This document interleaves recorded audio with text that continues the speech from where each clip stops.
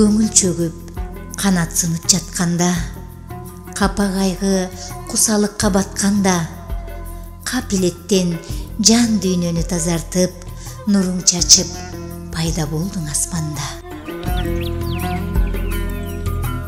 Жылдызсыңбы, айсыңбы да күнсүңбү, кыялсыңбы, бир көрүүчү түшсүңбү? Эл жиреткен, бүт дүйнөнү ээлеген, жан дүйнөнүн кылын черткен көөсүңбү? Келбетиң ай, керилген бир ак куудай, ким болбосун бир өзүнө тартчуудай. Ак маралдай элеңдейсиң негедир, токой жакка кайра кире кашчуудай.